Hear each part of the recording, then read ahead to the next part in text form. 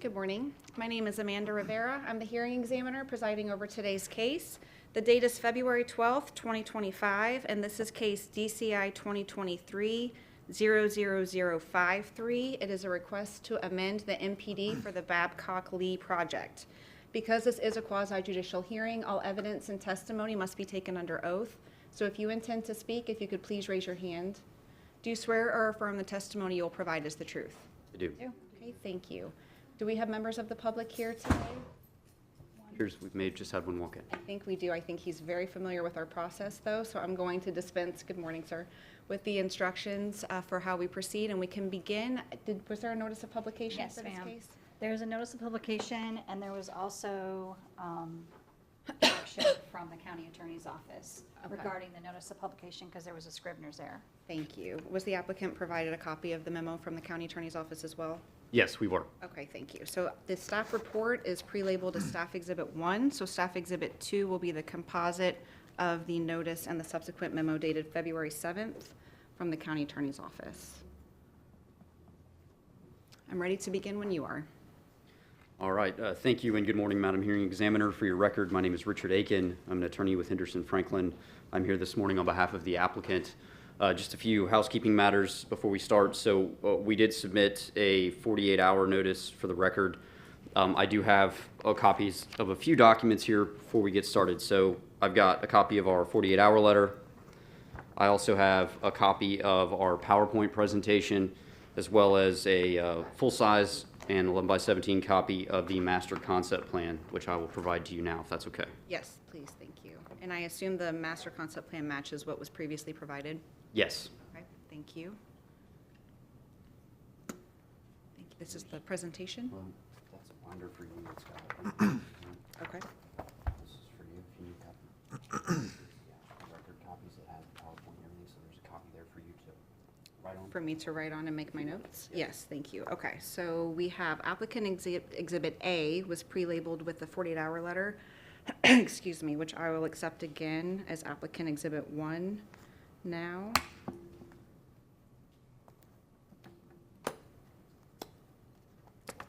And then applicant Exhibit 2 will be a larger size version of the master concept plan that was previously provided.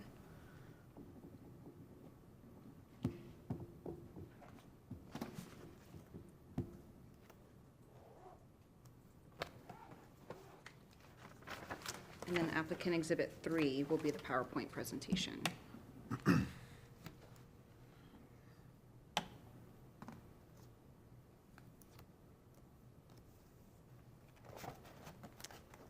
so master concept, and for number 2, there's 11x17 and a 24x36. Okay, thank you. All right, thank you.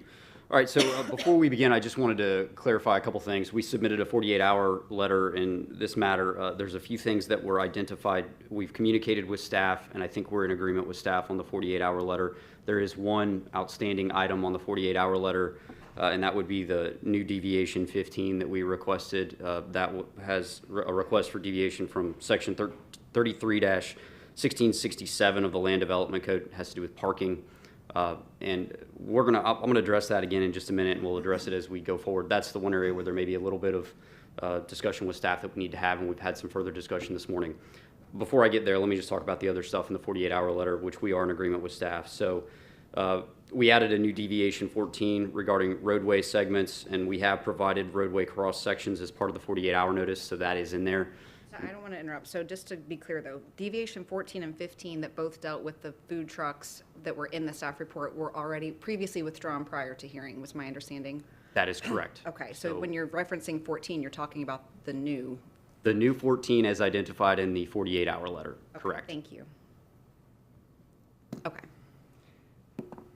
So that's new deviation 14, which Mr. Sikarsky will address, and I believe staff's in agreement with. We also had added clarifications to conditions 14 and 15 that were in the staff report.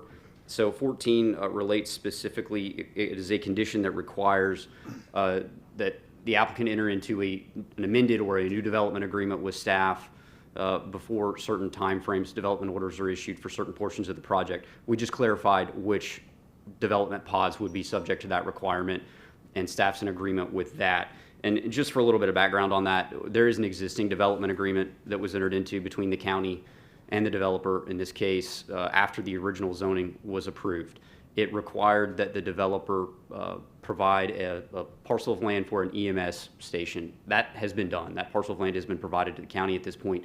There are still some requirements for utilities connections, and obviously the development parameters laid out in the development agreement need to be updated in order to meet with the new zoning. So we will have to amend that. That's already in process with the county attorney's office. We anticipate no issues there based on our conversations with them. So that condition is there. We'll meet it. It won't be an issue. It's just clarifying language to that condition. There's also condition 15, which we added the same identical clarifying language, which was to update the map regarding the status of wetlands and those new development pods, because as you're going to hear, they're going to actually shrink. There's going to be new preserve areas, additional preserve, less developable areas. So we'll update the mapping as we do that. All right, so just briefly to hit on deviation 15, and I'll let Tom get into that a little bit further when he gets up here. But the deviation requests to have a 15-foot buffer in this location, 15-foot type D. It should be a 20-foot type D buffer, all right? And the discussion we had with staff was about whether that needed to meet variance criteria as a result of language in the LEED plan. I believe it's 29.1.4, maybe something like that. Our position is, and we'll discuss this in a little bit greater detail later on, but our position is that it's not a request for a deviation from a landscaping requirement. It is a request for a deviation from a parking requirement. 33-1667 is in the parking section of the Land Development Code, and it addresses buffering that would be required when parking is in a certain location. So by going to the 20-foot requirement, all we're asking to do is apply the already existing right-of-way buffering requirements within the PD, all right? So that it's cohesive throughout the plan development and would just be a cohesive plan of landscaping and so on and so forth. And we don't believe we have to meet the variance criteria. Mr. Sikarsky is going to address that a little bit further when we get up, but I just wanted to sort of at least mention that so you kind of knew where we were going, because I figured you would have questions. So, all right, so with that, we have the project team here with us this morning. Erica Woods and John Broderick are here. They are with Kitson Development. You've got me, obviously. Alexis Crespo and Tom Sikarsky are our project planners. They're with RVI Planning and Landscape Architecture. Mr. Sikarsky is going to do the majority of the planning presentation here this morning. He has been accepted as an expert previously. Laura Herrero is with Johnson Engineering. You're going to hear from her on our environmental and ecological issues. She's also been accepted as an expert before. Steve Long is our traffic planner with David Plummer and Associates. He's obviously been accepted as an expert. You'll hear from him. David Mercer is our project engineer. He's with Kinley Horn. Mr. Mercer has not been accepted as an expert for the Lee County Hearing Examiner, so we will be asking to do that at the appropriate time. And we did provide a copy of his resume with the 48-hour letter. And finally, we have Jenna Bazzacco-Forrester, who's with Gravina Smith. She does not have a presentation here this morning, but she's available if anything comes up question-wise. So we just want to talk about the request overview. The request is to amend the Babcock Ranch mixed-use plan development to increase the number of dwelling units from 1,630 to 2,078. There's a corresponding reduction to the number of hotel rooms from 600 to 250. We're also asking to increase, as a result of this, the preserve area in development tracts R2 and R3 by about 234 acres. So that's that last condition we talked about in the staff report. And to make this clear, we are not increasing the development footprint at all as part of this request. In fact, it's actually going to shrink with the additional preserve. As I'm sure you saw as part of the staff report, there's also a corresponding comprehensive plan amendment that has gone through the process. It has actually been adopted by the Lee County Board of County Commissioners. It was adopted in January. So just for context, here's an aerial location map. As you can see, it's just to the south. Babcock Ranch, which I'm sure you're familiar with, is just to the south of the Charlotte County line. It has State Road 31 that borders on the western side of the property. North River Road is to the southern portion of the property, and you can see it's outlined here in the yellow portion of the slide. Another aerial location map just for a little bit of contrast. You can see on the western portion of the property there where the boundary has changed. So it's changed because the right-of-way for the expansion of State Road 31 has now been conveyed to the Department of Transportation, and so the MPD boundary will reflect that, and we've kind of gone and updated everything as a result of that. So that's the status, that's the location. Unless you have any other questions for me, clarifying questions on any of the things I've gone through, I'm going to hand it over to Mr. Sikarsky to get into our presentation. Thank you. Thank you.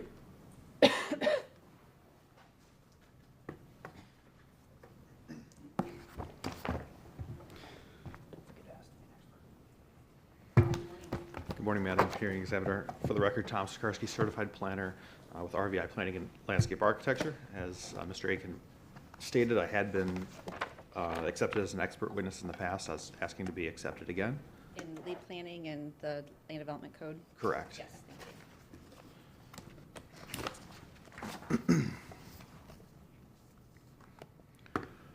All right, before we start off on the amendment to the Babcock Lee portion, we did want to give an update to the Charlotte County status. This is the other side of Babcock, which resides just to the north. The Charlotte County approval was entitled for 17,870 dwelling units, 4.9 million square feet of non-residential uses, 650,000 square feet of industrial, 600 hotel rooms, 177 hospital beds, 418 assisted living facility units. Of this, currently through Charlotte and Lee, 4,135 homes have closed to date. There's construction of the fire, EMS, and sheriff's facility in Charlotte County. The Market Cafe, Wellness Center, and medical offices have been constructed in the Charlotte County portion, including also a daycare, K through 12 school, the field house, which serves as a community center, as well as a hurricane shelter. And there's a mix of commercial, including Publix, Starbucks, the pet supermarket, and then they're working on the industrial commerce center. The State Road 31 improvements we'll be outlining in further detail later in the slide. Mr. Long will provide an update on that, but overall they will be 4-laning State Road 31 with the potential to go up to 6 lanes. The Charlotte County, we talked about all the development occurring. This aerial just gives an overview to show what the current aerial looks like with the development that has occurred, as well as areas that haven't yet been started with development have been platted for future development.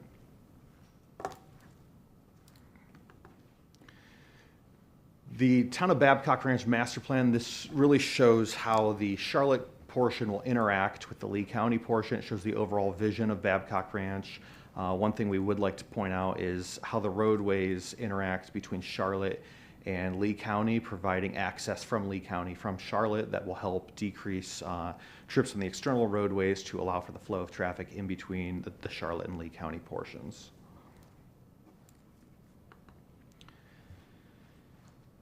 So the Babcock Ranch is located in the new community North Olga future land use category. This was approved by Ordinance 1806. It allowed for 1,630 dwelling units, 600 hotel rooms, and 1.17 million square feet of non-residential. It has been administratively amended twice. As you can see, we're not making any changes to the future land use map. As I mentioned, it is located in the new community. Well, there are no changes to the zoning. We have updated the western boundary, as Mr. Aiken pointed out. This is due to the State Road 31 conveyance to FDOT. There's approximately 154 acres that were conveyed to the state for the State Road 31 widening. Along with this MPD amendment, we've filed a companion comprehensive plan amendment. This amends policy 1.1.15 relating to the new community future land use. This was to allow an increase of dwelling units from 1,630 dwelling units to 2,078, and a reduction of hotel rooms from 600 to 250 rooms. This was unanimously adopted by the Lee County Board of Commissioners last month. And our proposed amendment increases, it goes in hand with the companion comp plan amendment that I mentioned. It increases the total number of units on the zoning side from 1,630 to 2,078. That's a change in density from approximately 1 dwelling unit per 2.5 acres to 1 dwelling unit per 1.9. But we have capped in the comp plan amendment the total residential dwelling units to 2,078. Additionally, we have reduced the number of hotel rooms from 600 to 250. This is to offset the traffic as well from the increase in density. There's no changes proposed to the 1.17 million square feet of non-residential or building height. No change to the future land use map. Additionally, we're amending the preserve lands from 2,079 acres to 2,613. And you'll hear different preserve numbers thrown out. There's the zoning side, which shores up the preserve, and then the environmental side that Laura Herrera will discuss. And so the zoning side, we're simply changing where the allocation of lands is based on the land use table. And there were some areas not included in the preserve that we're adding now because we know they won't be developed. Laura will discuss more in detail what's actually going to be increasing from the actual preserve standpoint. We are requesting 2 new deviations, as Richard mentioned. Deviation number 14 has to do with the roadway cross section to allow, it's a deviation from LDC section 10-296E to allow for the suburban roadway cross section in place of the rural roadway cross section, and that has been provided in the 48-hour letter. We've provided the proposed roadway cross sections as well as the LDC guidelines.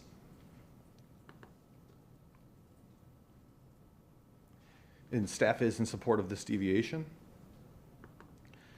An update to this slide, we're also requesting new deviation number 15 relating to parking. It's a deviation from LDC section 33-1667, which requires a 25-foot type D buffer. And we're requesting a deviation. It says 15, but it would be a reduction from 25 feet to 20 feet. This code section mostly has to do with parking. The intent of it was to create a larger buffer for parking along State Road 31 and North River Road. With us having a master plan community, we're requesting a deviation as we're already buffering from State Road 31 by 50 feet. We have a setback, and then from North River Road, we have a setback of 1,300 feet. And so our buffer request pertains to the internal roadways to allow for a 20-foot roadway buffer for parking, which is more in line with MPDs throughout Lee County. Was this going to happen in the MU pods only? Is that where the deviation applies? This would be for all the residential, or for all the development tracks. For all the development tracks, so it includes in the multifamily development as well. It's not a commercial standard? Correct. Okay.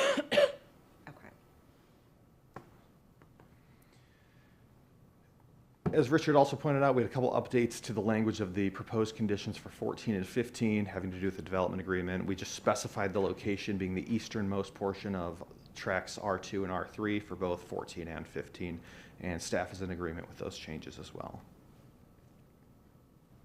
What does that mean exactly? So you've got basically 2 R2s and 2 R3s. So is it isolated to when you say the easternmost, do you mean not, it doesn't include the western pod? That's The easternmost portion of those tracks. of each R2 track, Correct. and the R3 as well? Nope. Let me go back.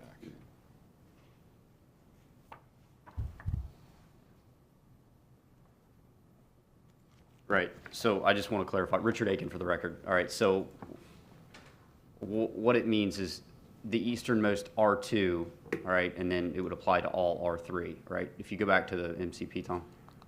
Okay. All right, so if you see, there's the westernmost R2. We were just trying to exclude the westernmost R2 tract. Okay, so only the eastern R2 track, and then both R3 tracks, or only the eastern R3 track? There's only one R3, isn't Okay, there? hold on, I'm working on There's a an small old portion master up here. concept. Oh, yeah, there are 2. So it would apply to both R3s. No. Those are currently in permitting. The furthest two on. Who are you? Hold on. Okay, wait, I also need, that does not match what I have. The master concept plan that I have does not have R3 extending that far. This is the current. Oh, I'm sorry. Here we go. This is what we need to be looking at. Okay, thank you. So there are 2 R3s. There are. So what was the consensus? What are we talking about? Hold on one second.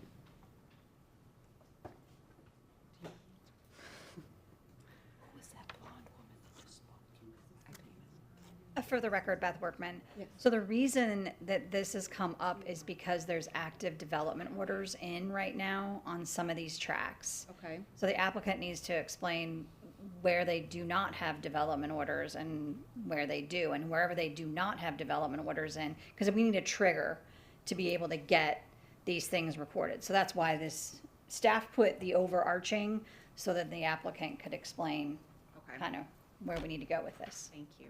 Yep. So Richard Aiken again for the record, and so what I initially said was correct. So the R2, the only R2 provision or parcel that would be excluded from this condition is this easternmost R2 parcel, right? And the reason for that is that we already have a development order in for that parcel at this time. So it would be basically impossible to apply that condition for a parcel for which a development order application has been submitted and is in review. But it would apply to the western R2 and both R3 parcels. Eastern R2 and both. I'm sorry, eastern. Eastern R2 and both R3, correct. Give me one moment to try to make a note of this because I'm sure we're going to need some additional clarifications on that.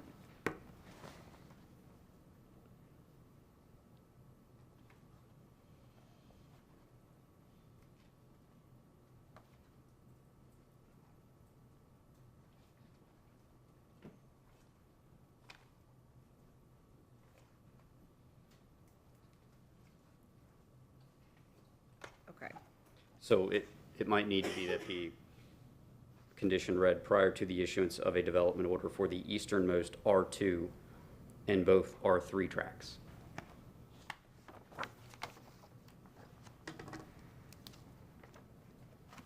Okay. We'll make a note of that, and I'm sure we'll come back to it as we go along, and staff may have some thoughts as well. Thank you. Thank you. For the record, Tom Skarsky. Slide number 19 shows the currently approved MCP. Key factors to point out are the western boundary, as we'd mentioned, for the State Road 31 conveyance. You can also see that the R2 and R3 tracks are much larger than what we're proposing. We'll have a side-by-side as well for you to compare and contrast, but our proposed MCP does shrink down the development tracks for both R2 and R3, as well as shows the conveyance of land along State Road 31, which is approximately 154 acres. We have these pointed out as a side-by-side as well.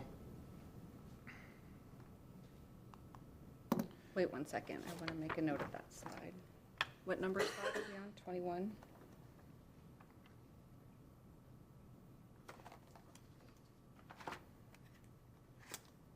Okay, thank you. Yep.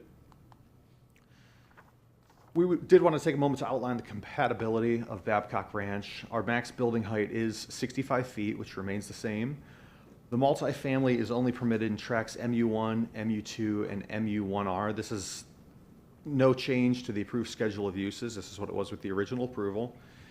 Access is being provided from State Road 31 or the Charlotte County portion. As I showed on the town master plan, there are several locations for ingress egress from Charlotte County to really promote internal connectivity. And any increase of density would be buffered from State Road 31 or North River Road. There is a 50-foot setback from State Road 31 as well as a 1,300-foot setback from North River Road. The North River Road emergency access was previously removed from one of the ADDs, I believe. Correct. Okay, so there remains no access to that road. Correct. From here, I'd like to hand it over to Laura Herrera to discuss the environmental.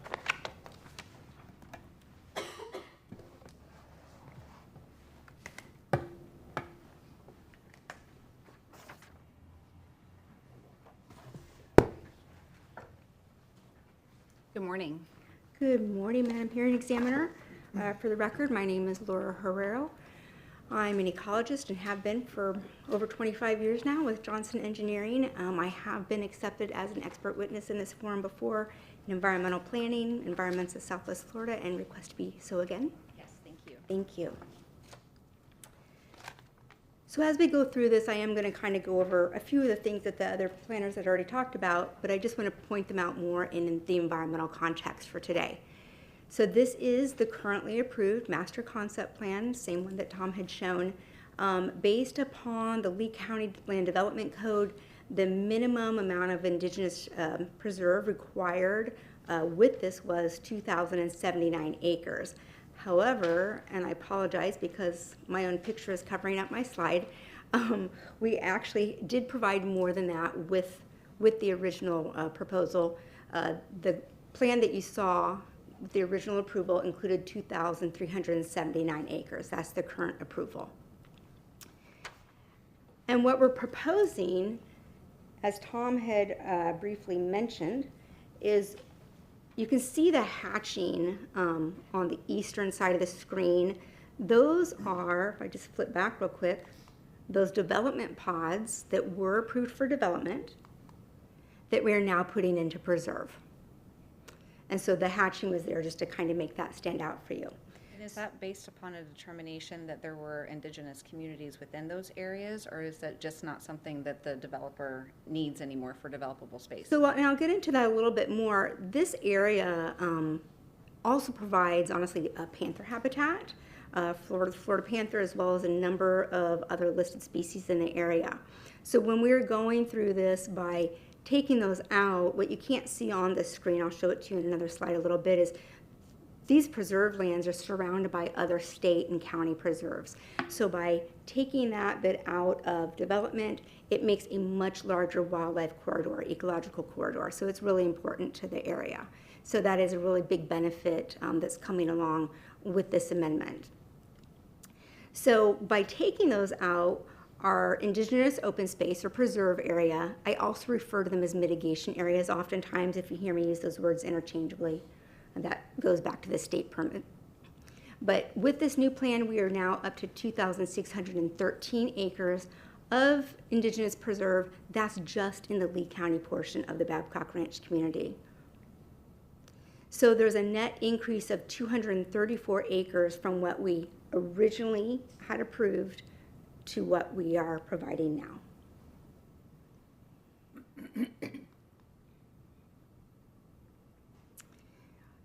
So as I mentioned, and as you're already familiar with, we're here to talk about the Lee County portion, but it's part of a much larger mitigation plan for the entirety of the Babcock Ranch.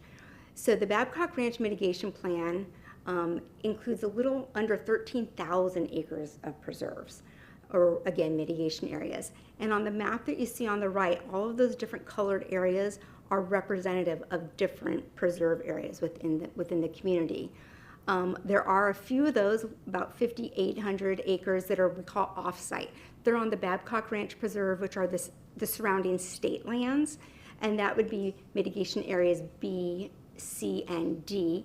And that was through a consent of use with the Florida Department of Environmental Protection during the original permitting that allows us to use a certain amount of state lands for mitigation for the Babcock Ranch community. The remaining 7,141 acres are what we call on-site. They're within the Babcock Ranch community, not on state lands. Of that, again, the 2,613 acres of that is located in the Lee County portion that we're talking about today. And the remaining 4,528 acres of on-site is in the Charlotte County portion. All of the on-site preserves or mitigation areas, they are placed under conservation easement. That were granted to the Water Management District, third-party enforcement rights to the DEP, the Army Corps of Engineers, and in the Lee County portions to Lee County as well. To date, conservation easements, we have put over just a little under 5,300 acres in conservation easement. The reason why they're not all there is because it's such a large mitigation plan and such a large project overall. The mitigation plan is implemented in an incremental nature to make sure that mitigation stays concurrent with or ahead of impacts. So today, again, just a little under 5,300 acres, 1,895 acres of those conservation easements are within the Lee County portion that are already in place. The remaining areas of conservation easement, we have about 718 left in Lee County. We do anticipate those to go in within about the next 5 years. Again, that's really based upon the rate of development, making sure that everything stays from a mitigation and preserve standpoint ahead of any development impacts. Does the 718 acres include the 234 that you're adding through this amendment? Yes, yes, yes. So, and again, I apologize, I'm cutting off my own map there, but everything that's outlined in red on the slide that you have there, those illustrate the conservation easements that are in place currently.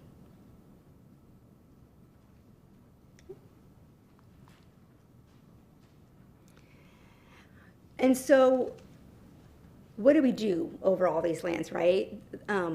There is a very detailed preserve management plan. For the state and federal permits, we tend to call it a mitigation plan. As you read through the staff report, you'll hear it called, let me see if I can get this right, Beth. It's a mouthful, ecological and hydrological restoration plan and mitigation monitoring plan. So then we just put in parentheses, AKA preserve management plan. So those are all kind of used interchangeably. But so the land management, meaning things like exotic removal, prescribed burning, those natures, that has already been implemented, on over 9,000 acres. It's really only the light green areas that you see remaining on this map that we haven't actually fully implemented the land management. And again, we do anticipate those happening next, probably 5-10 years or so. Again, it's just dependent upon that rate of development.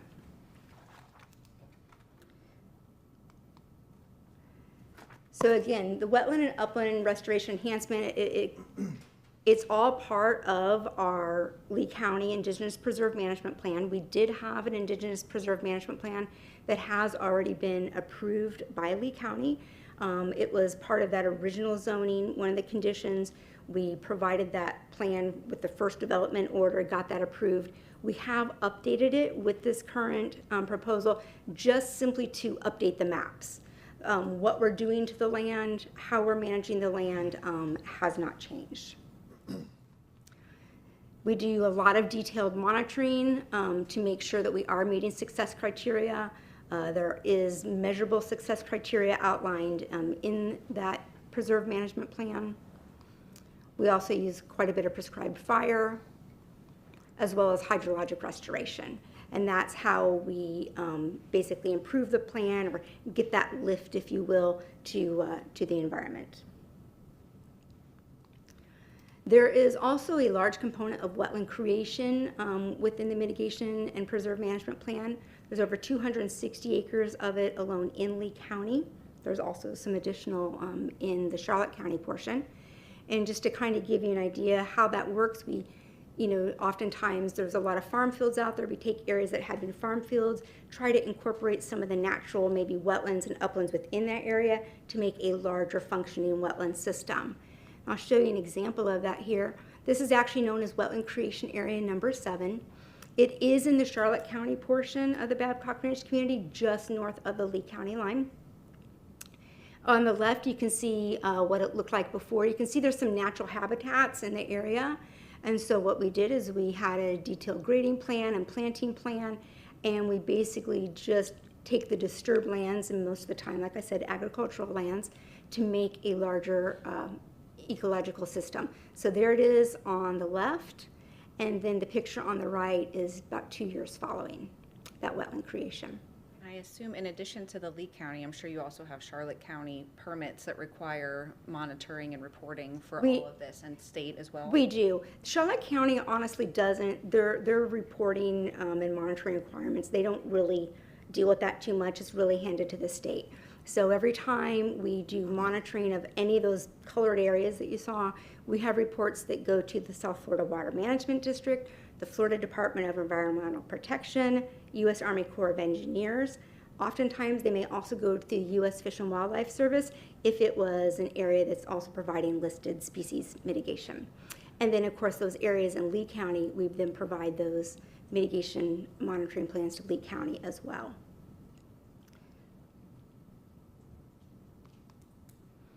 Kind of getting back to the preserve connectivity, this is what I wasn't able to really show you on that prior slide.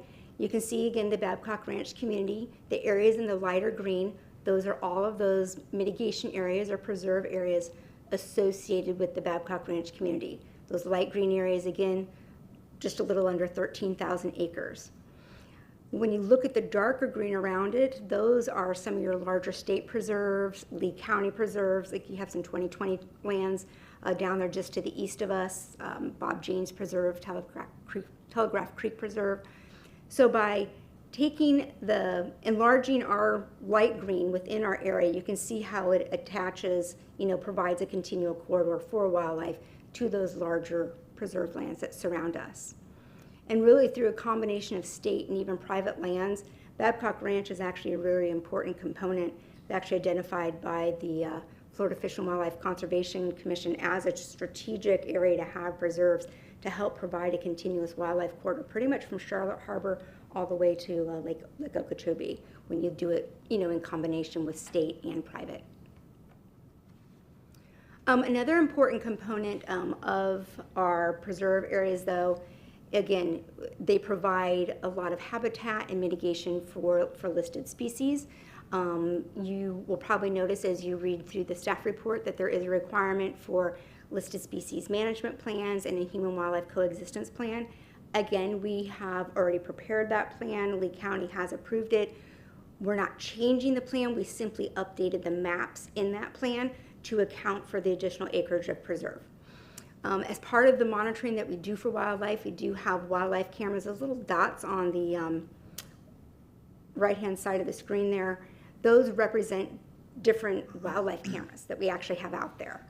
And so, I get to bring the fun and pretty stuff. So the pictures on the left are actually some of the critters that we have picked up using those wildlife cameras, really just to document the success of these wildlife corridors out there at Babcock. And so again, that's pretty much the end of my presentation, unless you have any specific questions for me, but I just kind of wanted to give you the overall picture of how this little Lee County portion that we're here to talk about today really works with the larger overall Babcock Ranch. Thank you. Any questions for me? All right, thank you. I will turn it over to David Mercer.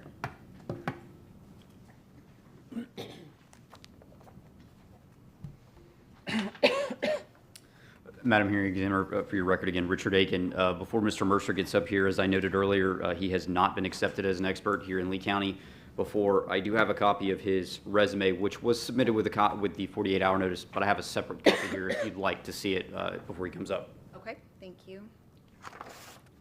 Thank you very much. Richard, he didn't put his name. We'll fix that. I borrowed a pen. I have one. Go ahead. Good morning. For the record, my name is David Mercer with Kimley Horn as project engineer for Babcock Ranch. Can you just provide some information on your background to get qualified as an expert in this forum? Of course. So I have been in Southwest Florida in the engineering and development community since 2011. I'm an FGCU grad. I am a registered professional engineer in the state of Florida, as well as accepted to do work in Lee County. I have done projects all over Lee County, Charlotte County, and Collier County in the past, including some residential developments, some commercial developments, and multifamily, prior and current. And you have experience with the Lee County Land Development Code and Lee Plan specifically? Yes, ma'am, I do. Okay. And I assume you work with the Water Management District and Yep. other state DEP. agencies as well? Yes, ma'am.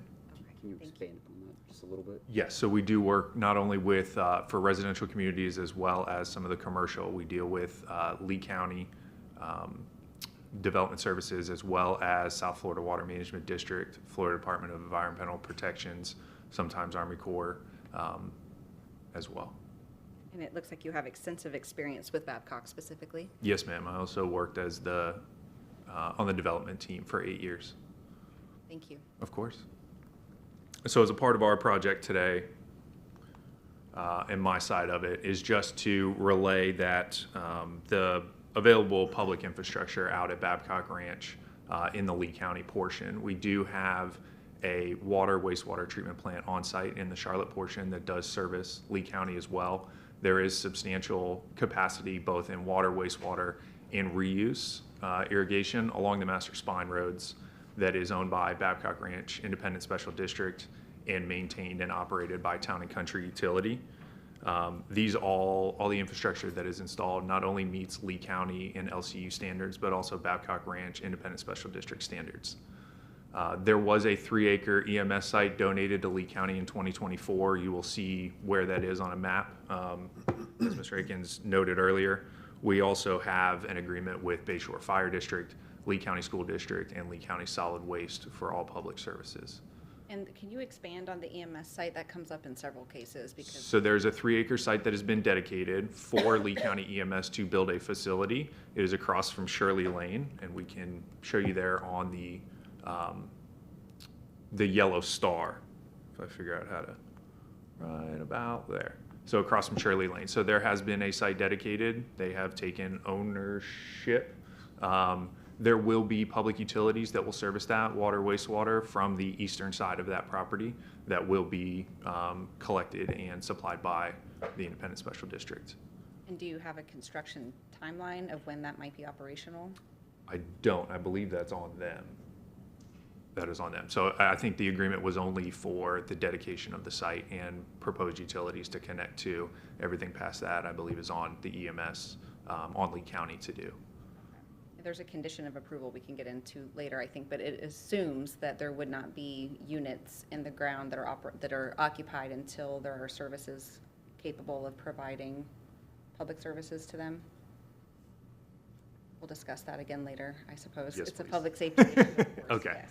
Well, there is, and so back to what, there is an mutual aid interlocal agreement between Lee and Charlotte.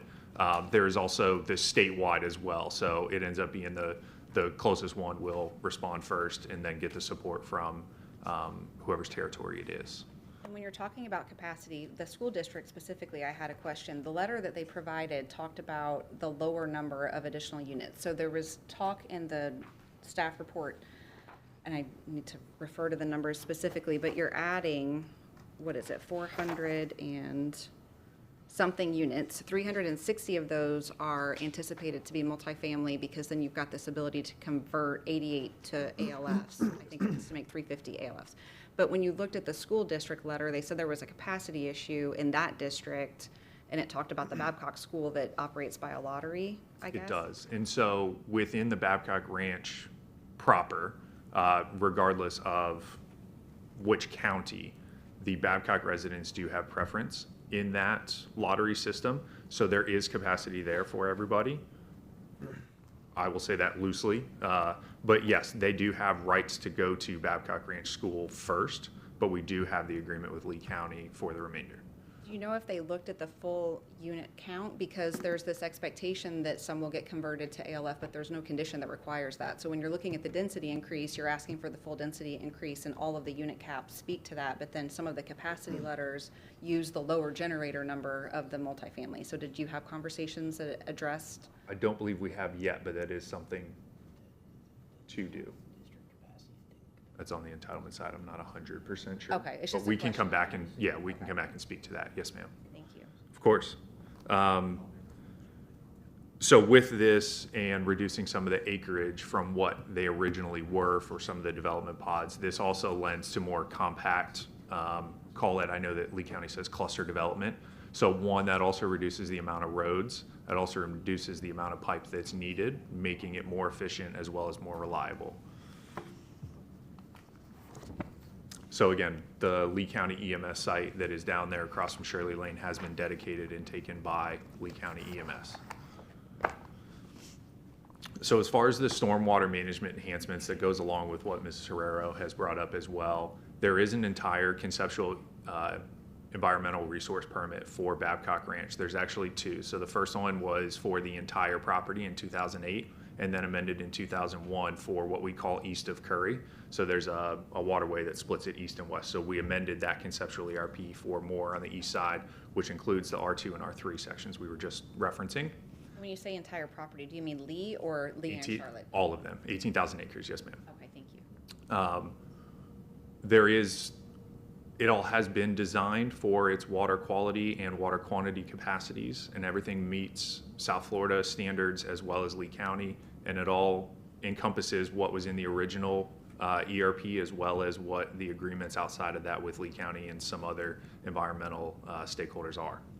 So the wetland creations were constructed, are constructed, and being constructed, and you'll see another slide later on, not only restoring the native vegetation, but also helps with the water quality. It is a habitat creation, so it extends the foraging period for wading birds and other crustaceans for their for their well-being.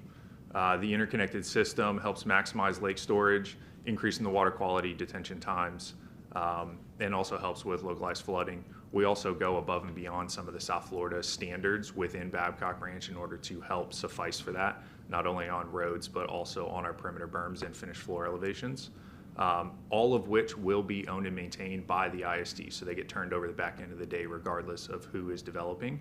And so we also get O&M letters, operation and maintenance letters from the ISD when submitting to South Florida after the ISD does their first review. So they make sure it is in compliance with all standards. So even though you're operating within two, different political jurisdictions between Charlotte and Lee, so you've got kind of that arbitrary line that's established, it sounds like there are other provisions in place that you're looking holistically to assure that things are flowing naturally between. And I can assure you South Florida looks at that holistically. This is just a look at the historical watersheds and kind of where the majority of our water comes from and goes to. And the next slide will also help with this. So we have the majority of our water going through Owl Creek, Telegraph Creek, and Curry Lake.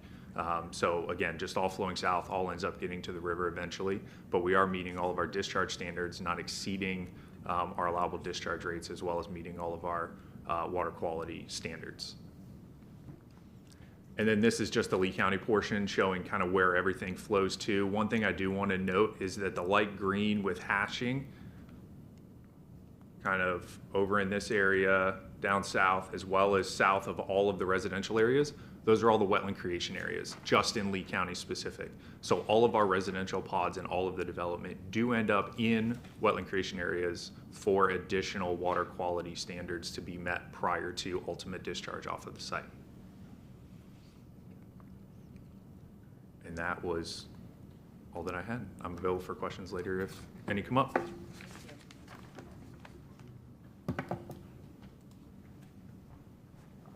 So, Madam Hearing Examiner, before Mr. Lung gets up here, I just wanted to answer your question really quick about, it sounded like you were asking about condition 10 with regard to EMS. So that condition is a carryover condition from the initial zoning approval. That's already been done in the sense that that agreement's already been entered into to ensure appropriate service. The donation of the parcel is sort of a separate, I'll call it a separate thing, right? The county needed a separate parcel for EMS, so we've donated that. That site coming online as part of the EMS service is not a determining factor as to whether there is appropriate service. We have letters of availability. Condition 10's already been met. It's going to carry over because, for obvious reasons, or what I think are obvious reasons, we didn't want to delete it. But there is no issue with the level of service. The level of service is not dependent upon the timing of this new parcel and EMS station that we've donated coming online. Okay, so the additional 400 and change units are still within the capacity of availability that you have for public service? Correct. Okay, Thank thank you.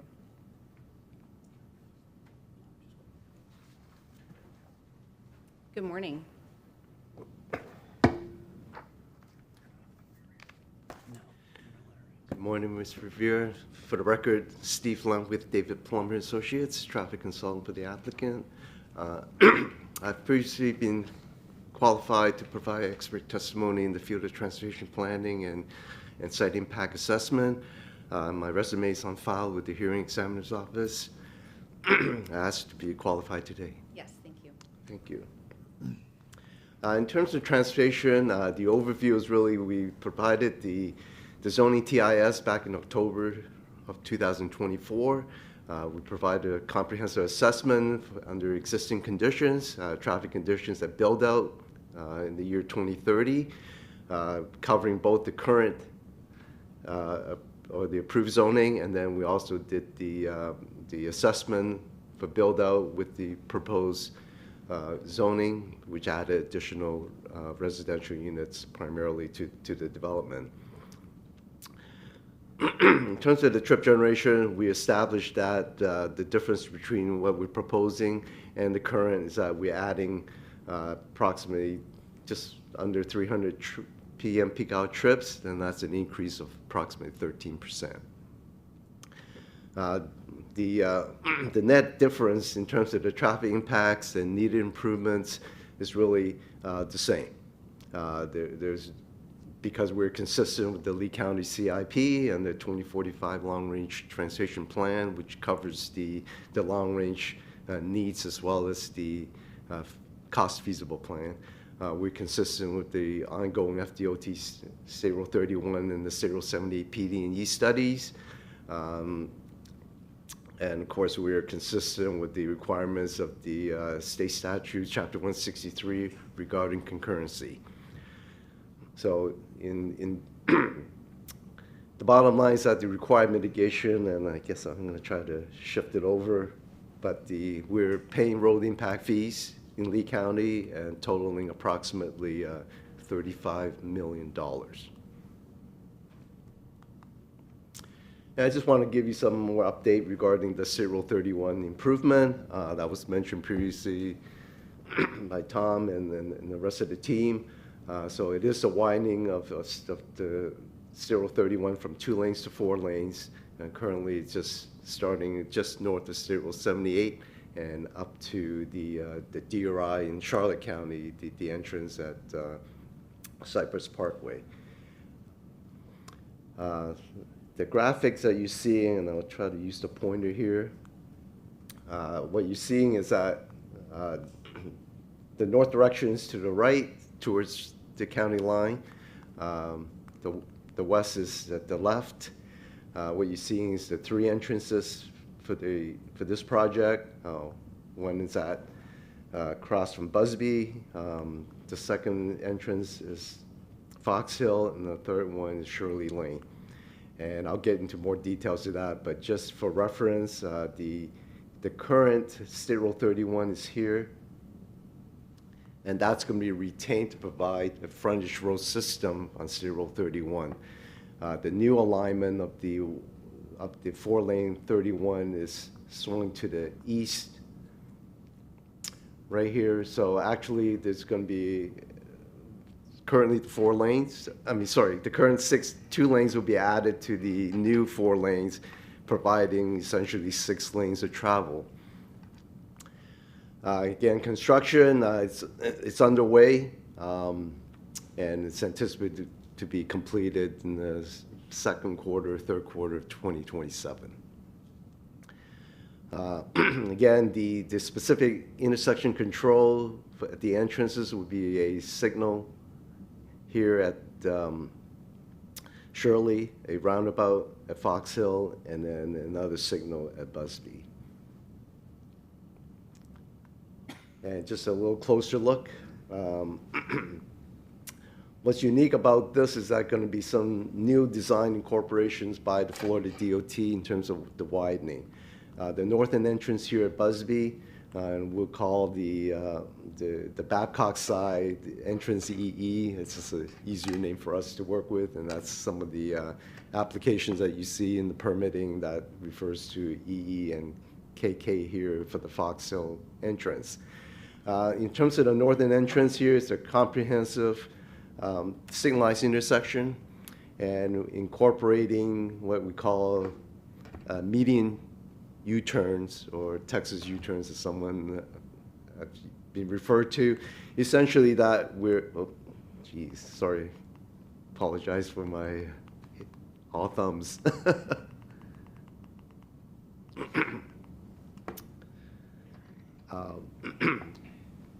So this intersection will limit inbound left turns and going to push the traffic. For example, if someone's to make a left turn into Busby coming from the south, they would go past the signal and then come into this U-turn here at this location, and then they'll continue on and make that right turn. If you're coming from the north and you want to turn left into the development at this signal, you would go past the signal and come in and make that U-turn to come back in. And that's new design that's basically incorporated by Florida DOT to make it more efficient and provide more green time for the through movement by limiting these left turns, particular at the signal. And then to the south here at Fox Hill, this is going to be a 2-lane roundabout. again, this is really to enhance safety, reduces speed for the corridor, and so all the movements are really restricted to right turns instead of the more complicated and more conflicting left turn movement.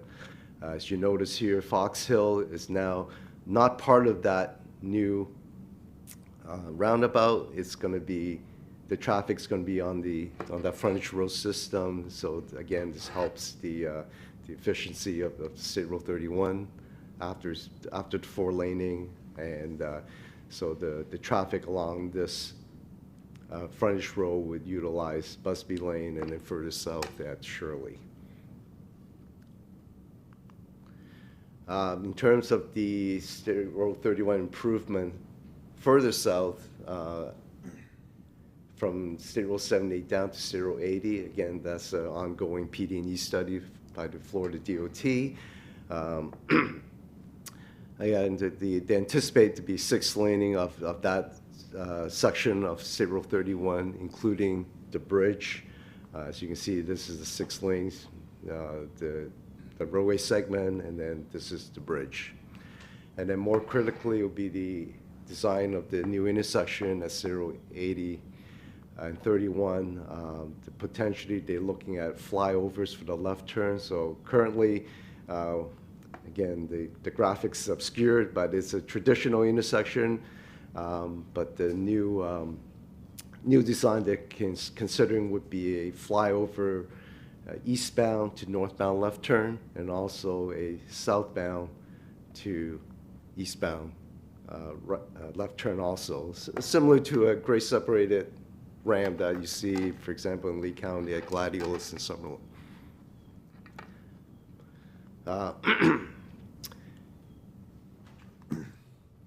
And then the third piece of the puzzle is really the improvement to State Road 78 from State Road 31 to I-75. Again, this is an ongoing PD&E study. It's going to anticipate the widening from the current 2 lanes to 4 lanes. And again, this is all part of the overall scheme to provide a better regional travel to northeast Lee County and south Charlotte County. Did you have the information on the North River Road intersection as well? The last renderings I saw, they were considering an R-cut for that intersection. Is that still? A North River Road extension? No, at the intersection of North River Road and 31. Okay. Yes, part of the widening, they will be adding some through lanes at the intersection, and I believe that signal will be redesigned just to accommodate future traffic. As you know, the signal was provided probably about 5 years ago due to safety concerns, but as part of the widening of 31, that will be redesigned, and I believe extra turn lanes will be provided there. And on this particular segment, is there any indication of when the next phase will begin? They've been studying it, like you said, for about 6 years now.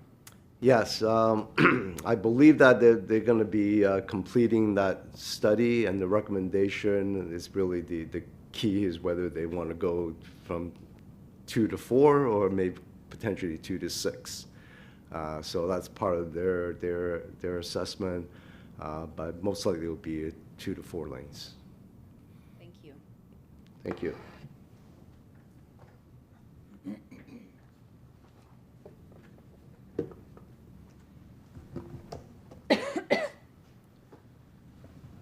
Good morning again. For the record, Tom Sikarsky. We're going to jump into the lead plan consistency and the community outreach for the Babcock Ranch MPD amendment. For the lead plan compliance, we've provided a detailed compliance in our narrative submitted with the application and located in the staff report. We just wanted to take time to give a high-level overview of some key points for the lead plan compliance. Policy 1.1.15 pertains to the new community future land use. As I mentioned, we did provide a companion comp plan amendment. This policy was recently amended to allow going from 1 dwelling unit per 2.5 acres to 1 dwelling unit per 1.9 acres with a residential development cap at 2,078 dwelling units. Babcock Ranch complies with the intent of conservation by clustering the development to maximize open space preservation and site conservation. The community is self-contained and provides a variety of housing types as well. Objective 1.5 pertains to the wetlands future land use. The proposed amendment enhances the ecological function of the lands and is consistent with this policy. We are providing an additional 7 acres of jurisdictional wetlands with this amendment. Goal 2 pertains to the development location. Our proposed density will occur in the areas of the site already approved for development, resulting in no new impacts to preservation or open space, and will be there for minimizing urban sprawl. Goal 4.1 pertains to water, sewer, and the environmental factors. As David Mercer testified, we have adequate water and sewer infrastructure to serve the project and the proposed increase in density. Policy 5.1.5 pertains to the residential compatibility. Babcock Ranch will remain compatible with the surrounding rural characteristic via expansive buffers and setbacks and limited access to the surrounding roadways. We've provided, as I mentioned, a 50-foot buffer between State Road 31 and the community and a 1,300-foot setback from North River Road. We're not providing any access to North River Road, and we've also provided internal connections between Charlotte County and Lee County to capture internal traffic flow.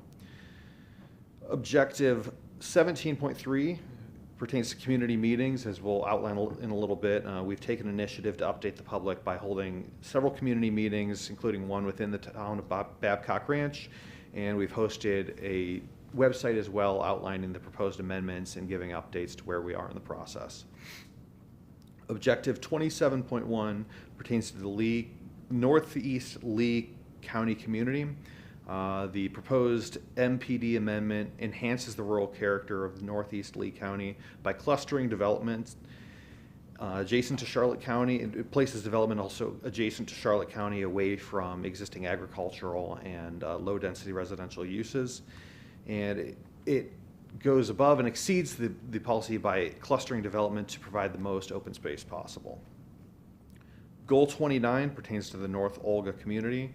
The proposed development protects the area's rural aesthetic by increasing on-site preservation. 234 additional acres of preservation will be provided with this amendment. Goal 60 pertains to surface water management. Prior to development, the site was significantly altered by agricultural operations. Many of the existing on-site natural features have been improved or restored as outlined by Ms. Herrero, and the amendment will continue to do so by creating more preservation area. Objective 71.1 pertains to the energy conservation. Babcock Ranch community includes 2 74.5 megawatt solar generation facilities, which is sufficient to power the community as well as the proposed development and density that we're outlining today. Additionally, there are substantial environmental protections in place as well as a multimodal trail network to reduce the need for vehicle miles traveled internally. Goal 123 pertains to the natural resource protection. As outlined, the MPD amendment increases the acreage of natural preservation. Over 60% of the site will remain undeveloped. And lastly, policy 125.1.2 pertains to water quality protection.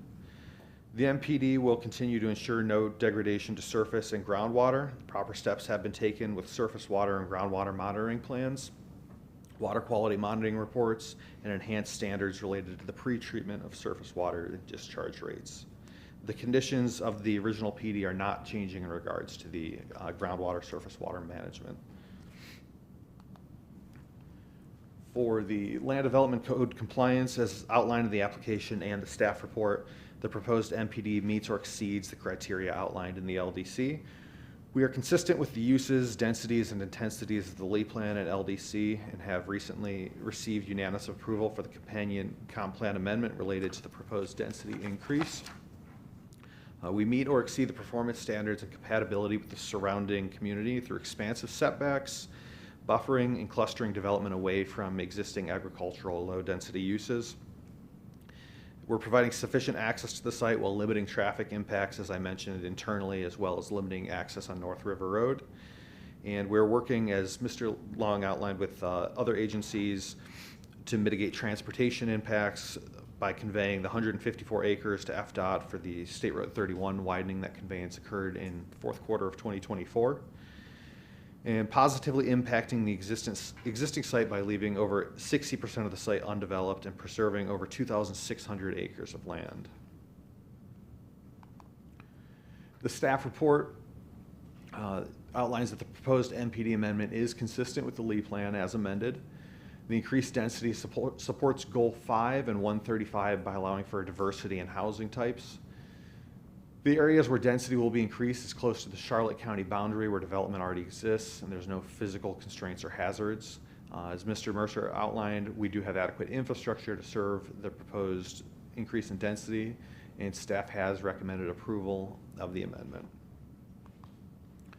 As I mentioned, we've gone above and beyond to keep the community updated on our proposed amendment and keep them updated on where we are in the process. We do have a website that's regularly updated with this information, as well as having several meetings both with internally to the Babcock Ranch site with a community meeting that we held on December 7th, as well as several meetings with North Olga and Alva Inc.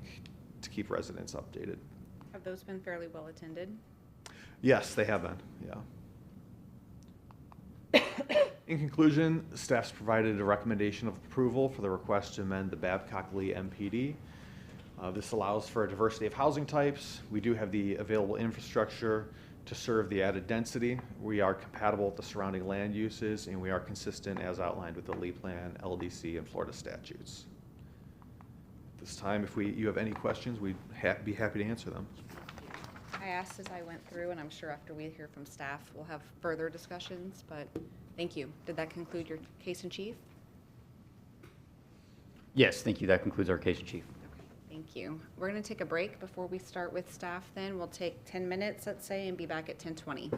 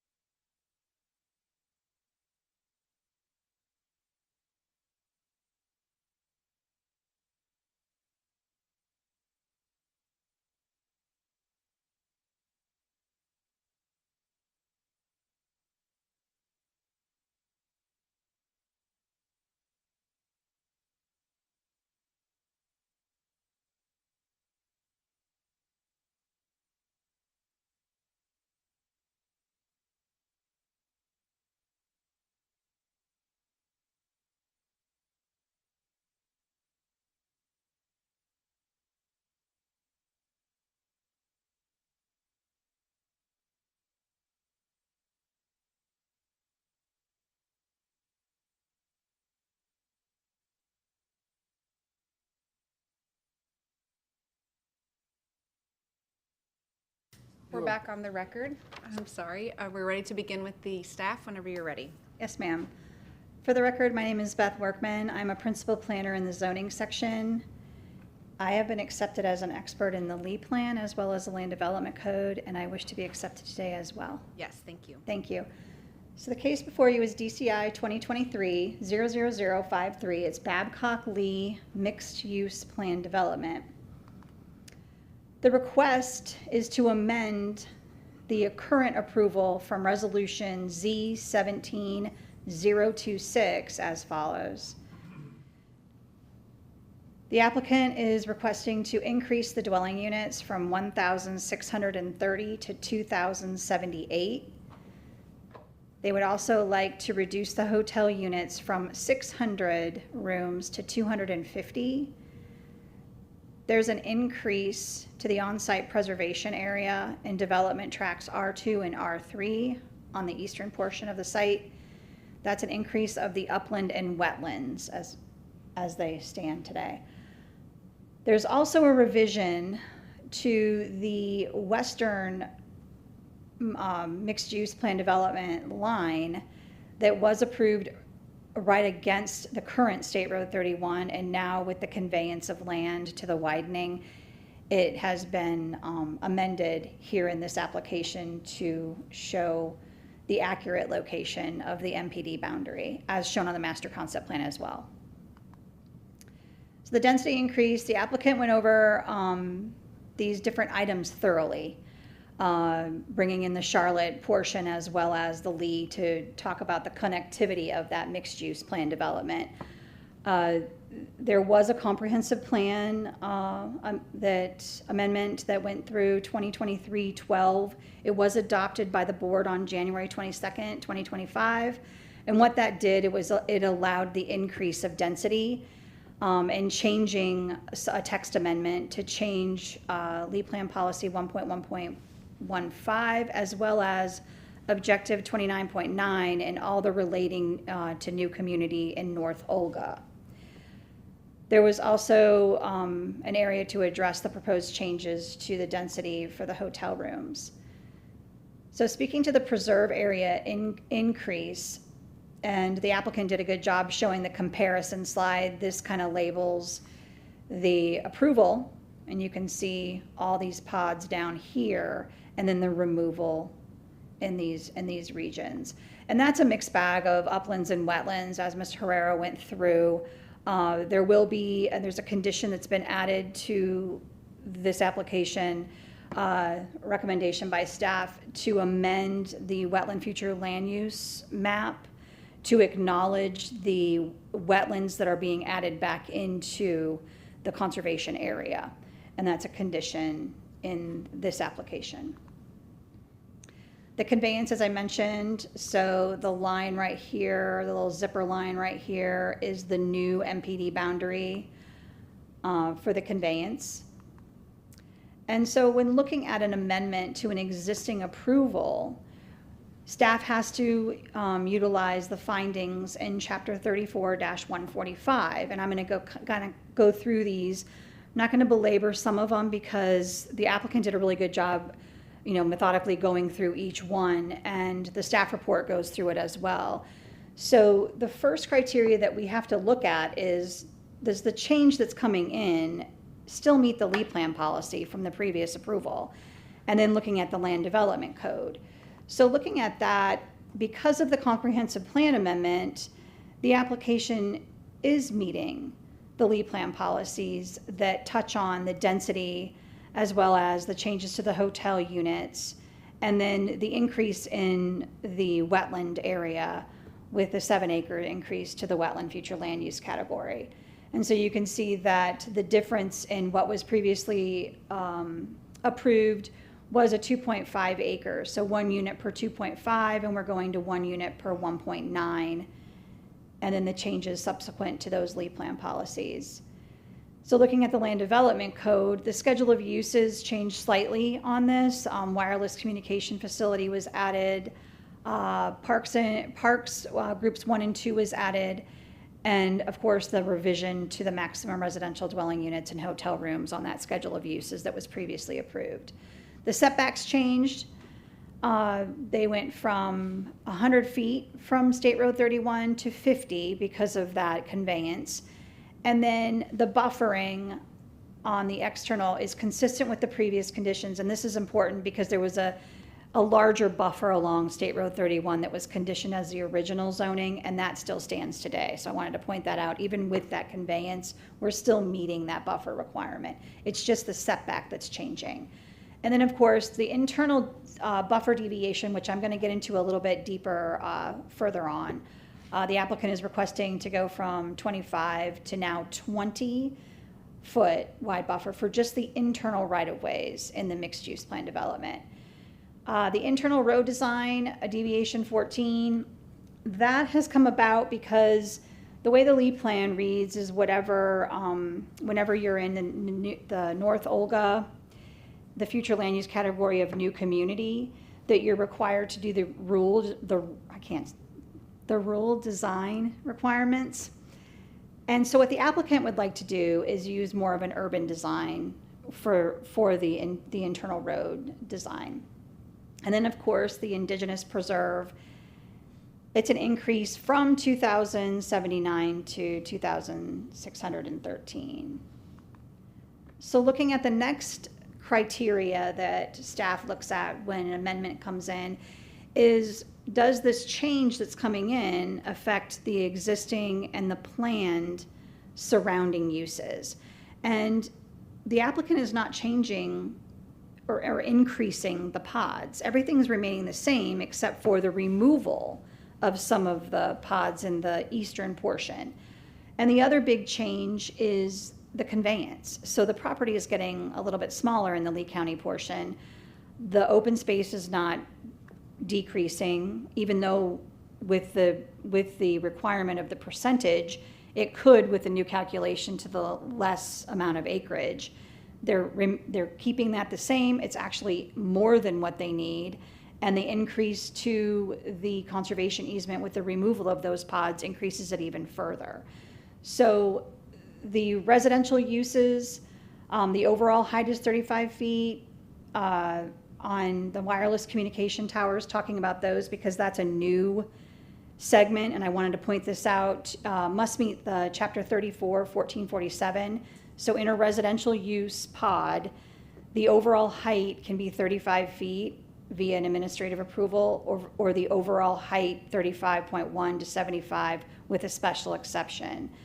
So anything over would be done through the plan development process. In a commercial area, it would be 90 feet. That would be administratively approved, or anything up to 149 would be special exception. So I wanted to point that out because that's a change and an added use that sometimes has an intensity increase. Because we don't know where exactly they're going, I wanted to point this out because it is a use that is allowed on the site, but would have to meet the land development code. And then parks, groups 1 and 2, and additional dwelling units really does not affect because we're not increasing the area. The applicant did provide a new traffic impact statement. And that was important in this review because the current traffic impact statement that we had from the previous approval didn't take into consideration all the road improvements off-site that were going to happen because it wasn't discussed at that time. I think there might have been the talk of a PD&E study, but this time around, we do have all that information. So we do have the state improvements as well as county improvements to Bayshore Road and how that's going to impact the increase in density and overall area. So that helps to look at the effects on the surrounding land uses. And then we go into transportation. So the applicant did provide a new traffic impact statement. It did have a level of service review to it. And what came out of that is regardless of the increase of the density on this, the roads are going to be affected with or without the increase. And that's why you see the changes in the area, like the improvements to these roadway systems because of the changing area out there. The growth is happening in this region. So it's not going to affect environmentally critical or sensitive areas. In fact, it's going to create more habitat, as Ms. Herrera went through in her slides, with the increase of that preservation area, removal of these various pod sections to reduce R2 and R3.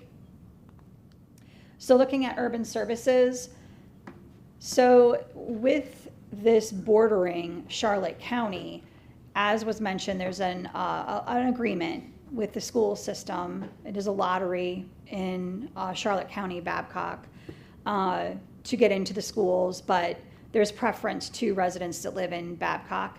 This map is directly from the applicant's submittal for the comprehensive plan amendment. So this kind of shows you the radius from the yellow is a 1 mile, the blue is 2 mile, and then the green is the 3 mile. And it shows the location of fire, schools, libraries, EMS stations. It does not show the EMS location, or I guess it does show the EMS fire right here, the new one. There's also one in, there's a sheriff's office, as well as, I thought there was a new EMS fire in Charlotte that just was built just over the line. There's a whole like municipality section that's brand new in Charlotte County. So speaking to the 48-hour letter, staff is in agreement with the applicant that this is a needed deviation due to how the mixed-use plan development works and the designing of the internal roads, to allow the suburban roadway design per Land Development Code 10296E2. And that gives more of a closed drainage and open, you can have some ditches, detentions in areas where the rule roadway design has more of open swale system, narrower, that kind of thing. And this is kind of a setting up of a city. So it's kind of an urban feel. So in the MPD, so as you come off of 31 and go into the development, you have the bigger buffers, bigger setbacks, but as you get into the heart of Babcock, it's more condensed, which kind of feeds into the next deviation for discussion. So staff is in agreement. I've provided the future non-urban areas. This is where it says new community within North Olga must have the non-urban roadway network system design, and the applicant's wanting the suburban, and we're in agreement with that.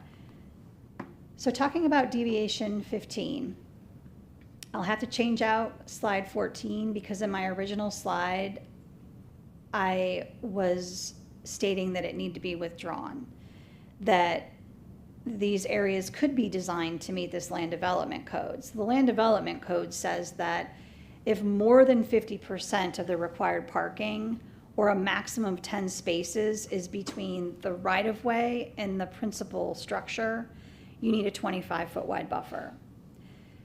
So in looking at this, staff was in agreement with it to go to 20, now 20 foot, because of the MPD.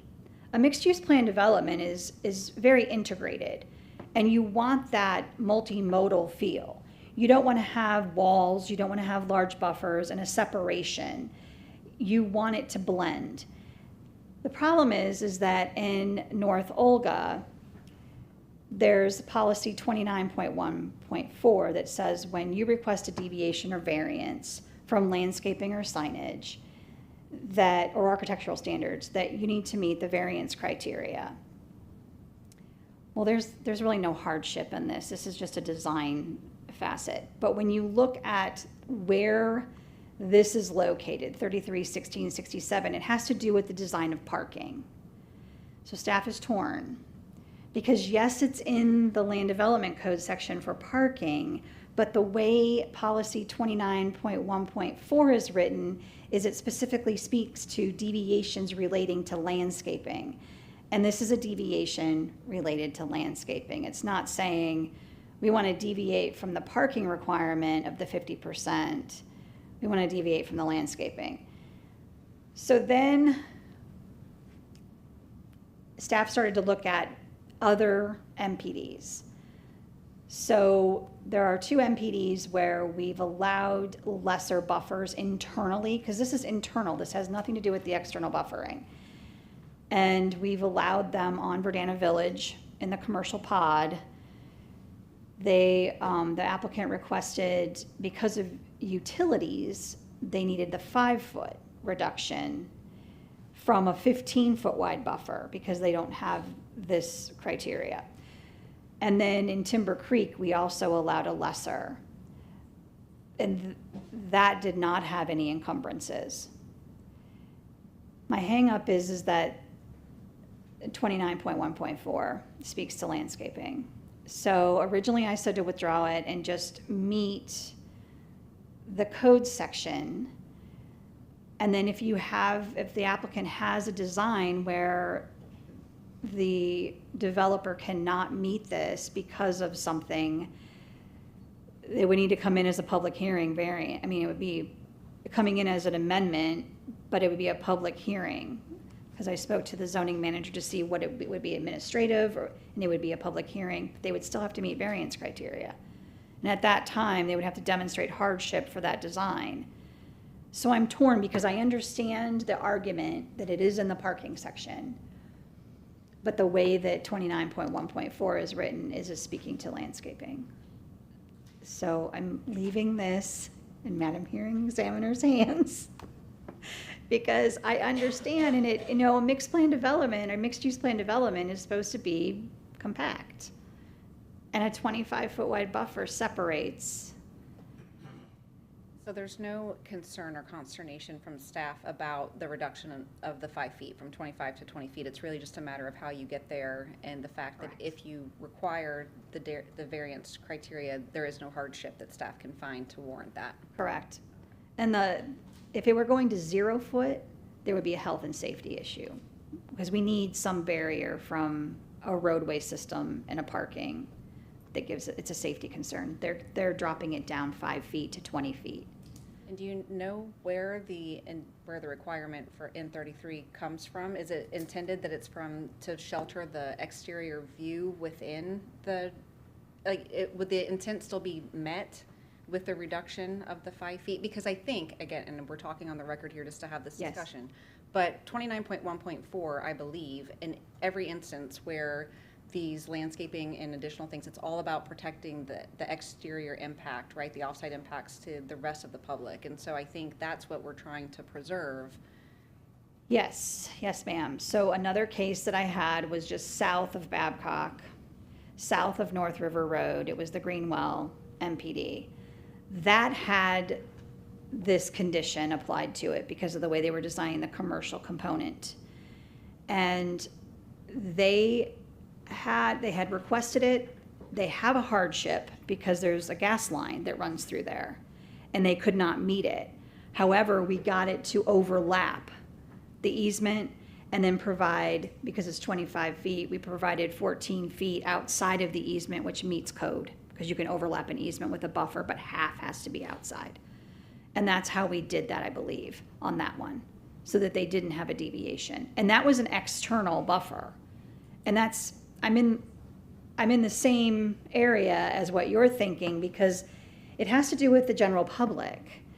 And yeah, general public can come into Babcock because it's open in some areas where there's not gated communities, but you're still in an MPD. When you get in there, it slows down. There, everything slows down. It's not like you're going 60 miles an hour. So.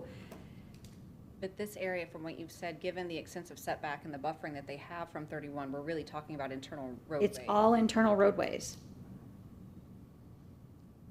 Okay. So, with that, that ends my presentation. We looked at the criteria to meet the land development code just for the amendment changes. The applicant went through a whole Babcock, looking at how the connectivity and everything, which is important. But for our purposes, we were just looking at how does that increase in density affect this? The only questions that I still had related what I was talking about earlier, just with that delta of what we're adding, there was a lot of talk again about the 300, I think it's 60, multifamily, but there's no condition that ties them to limit it to that. So they have the full capability for the increase that they're looking at.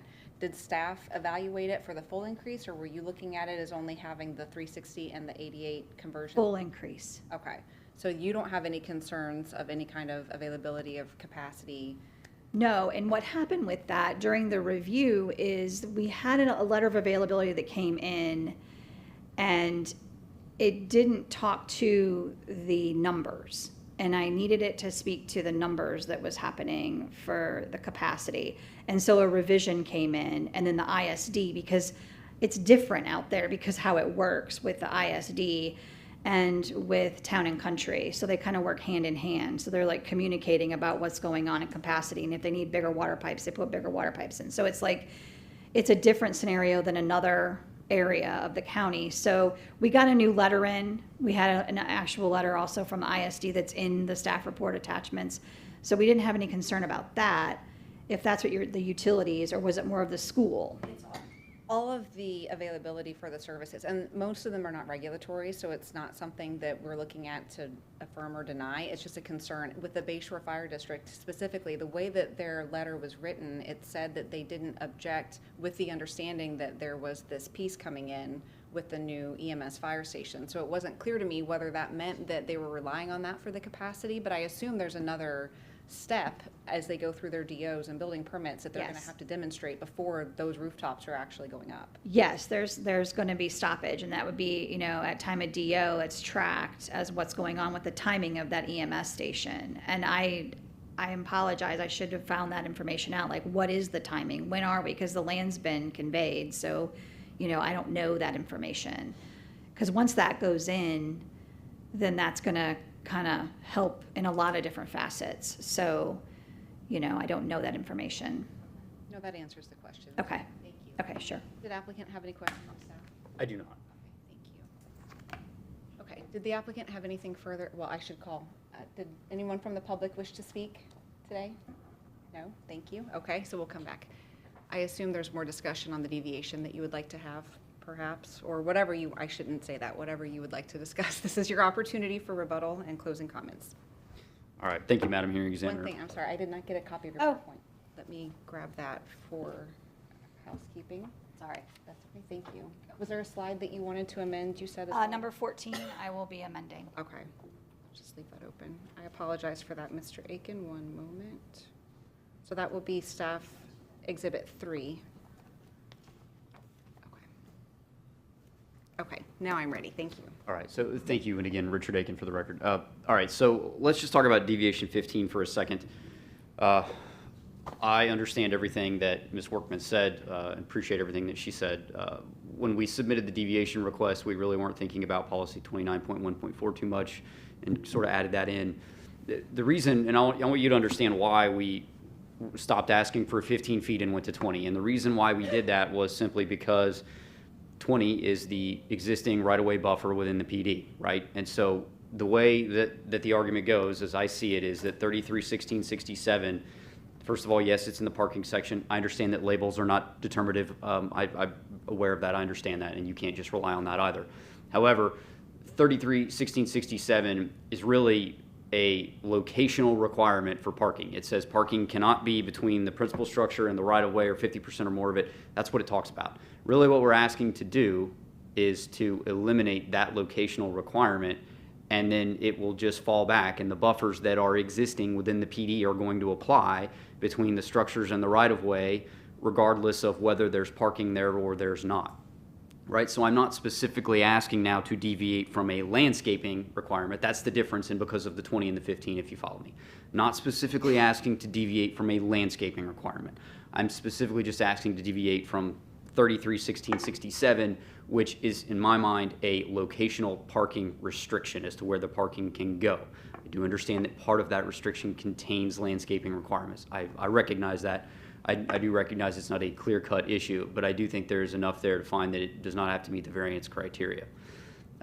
Ms. Workman also spoke to the fact that what the intent of the policy 29.1.4 is, and that it was generally put there to address concerns with structures that may front on, like, say, 31 and North River Road, places like that.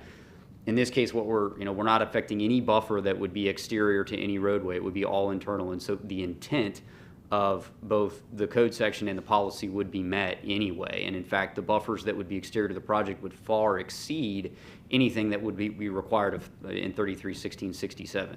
So I think both the intent is met, and I also think just by the letter of the law as to whether this is really a landscaping requirement, that it's truly not, because of what we're asking for, the distinction, the very fine distinction I just tried to make there, and the requirement. I also have Alexis Crespo is here, and I know Ms. Workman talked a little bit about the intent of the code section and the policy, and maybe she could get up, because I believe she had a hand in authoring some of that, and she might be able to just boost the record a little bit with her testimony as to what that intent was. Good morning. Good morning, Alexis Crespo with RBI. I was sworn earlier, and I have been accepted as an expert in the LEAP plan and LDC from a planning perspective previously. I did have the pleasure of working on behalf of the North Olga Community Planning Panel on the LEAP plan policies at play here, the North Olga Community Plan, as well as the Chapter 33 development standards, and I can attest to the fact that the concern was commercial interfacing with the public roadways of State Road 31 and North River Road, or really any external roadways within the community. The plan was born out of the North River Village Bonita Bay proposal dating back to the 2008 era, and there was commercial proposed on those roadways that would be exterior facing. So the thought was to further enhance the community, protect the rural character by protecting the public roadways. So it was not contemplated for these internal privately maintained or ISD maintained streets at that time.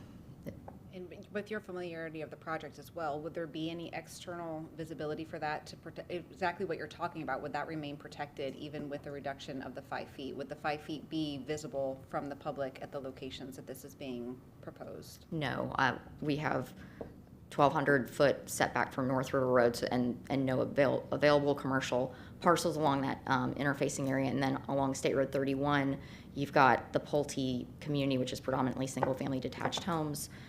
So between our 50-foot buffer setbacks along State Road 31 and the fact that the mixed-use tracts that could contain these commercial uses are set back well from the roadway, it's, in my opinion, these would not be visible, and the intent would certainly be met. Thank you. Thank you. So thank you, Madam Hearing Examiner. The last thing that I would just add on deviation 15 is there was some discussion, Ms. Workman mentioned that there is no hardship, and I just want to make it clear, we're not presenting evidence to meet the variance criteria standard. Part of the reason for that is really that we're asking to apply this as a blanket deviation, right? And I don't have a specific parcel to come to you to say whether there is. It's possible that if the determination was made that that's how we had to go, there might be specific parcels, but I'm not presenting that evidence because in good faith I don't have it to present today on a blanket wide basis. So I just wanted to make that distinction there. Otherwise, I was looking to see if there were some other questions I could answer for you that you had. You mentioned, or I believe Ms. Workman mentioned, the fact that she believed there was an EMS station across the Charlotte County line within the Babcock development, and there is a new EMS station up there at this time. That was not on that locational map that you saw. There's been questions about the timing that the Lee County EMS will build the station on the parcel that was conveyed to them. And I know that we've had some discussions with Lee County about that. I don't have a specific time, although my general understanding is next year is they may begin trying to do something, but that's not been told to me with finite certainty that I can testify that will happen. I'm just telling you what my general understanding from those conversations has been to date. But there has not been a concern raised, and as indicated, we've already got an existing development agreement on EMS services and response times. That's in existence and has been addressed, had to be addressed before the first vertical development order could be issued. So with that, unless you have any questions of me. The final question is just, I keep coming back to it, but the unit count, is there any appetite to limit it in the conversions that are provided in that, or are you looking just for the blanket increase in density? So we're looking for the blanket increase in density, and then we've got the condition in the staff report that would limit the conversions per the land development code. That's what we would like. Okay. And there's no restriction. Again, it was just, it's confusing because it was not addressed anywhere, but it's discussed as if it's known that those are going to be multifamily units, but then there's nothing that ties it to require it to be that. And it seemed like the traffic was really not impacted regardless of the type of unit. So I don't have any requirement or need to limit it. I just want to be sure that it's clear what's actually being requested so that that's what goes to the board. Correct. Okay, thank you. Did staff have you. any final comments? No, ma'am. on the record? Okay, thank you. Well, then with that, we will conclude the hearing for today. Thank you, everyone, for coming. I will release a recommendation to the board, and everyone will be notified once there is a hearing date set for that. Thank you for coming, and thank you for the thoroughness. I think this was over 1,000 pages in the staff report. That is an actual number, so thank you for your thoroughness and your time today. Thank you. Have a nice day.